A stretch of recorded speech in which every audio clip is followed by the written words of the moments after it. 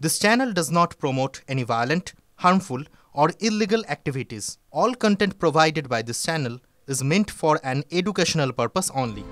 চাকরিজীবী কোনো মানুষকে আপনি যদি বলেন তার জীবনের সবচেয়ে আনন্দের মুহূর্ত কোনটা, বেশিরভাগ মানুষই হয়তো বলবে ওই মাসের 1 তারিখ যখন ব্যাংক অ্যাকাউন্টে স্যালারি ঢোকে। কারণ এটা শুধুমাত্র কয়েকটা টাকা নয়, এটা চাকরিজীবীদের গোটা মাসের পরিশ্রমের বিনিময়ে প্রাপ্ত অর্থ। অনেক সময় দেখা যায় বেসরকারি সংস্থা বা স্টার্টআপগুলো বিভিন্ন অজুহাত দেখিয়ে কর্মীদের বেতন আটকে রাখে। কর্মীরাও লোকসানের ভয়ে চুপচাপ কোম্পানির সেই আচরণ সহ্য করেন। মনে রাখবেন, বেতন দিতে দেরি করা কিন্তু একটি গুরুতর আইনি অপরাধ। আপনার সঙ্গে এমন যদি হয় তাহলে কিভাবে এই পরিস্থিতি সামাল দেবেন?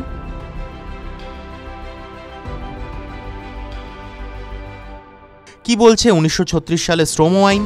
দেশের শ্রম আইন সুস্পষ্টভাবে বলছে প্রতিটি কর্মীকে মাসের কাজ শেষ হওয়ার 7 দিনের মধ্যেই তার বেতন দিতে হবে।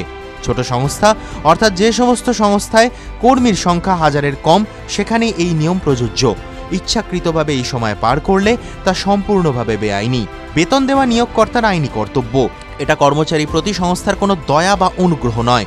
কোনো সংস্থা যদি বেতন দিতে দেরি করে তবে তাদের বিরুদ্ধে কিন্তু ব্যবস্থা নিতে পারে সরকার।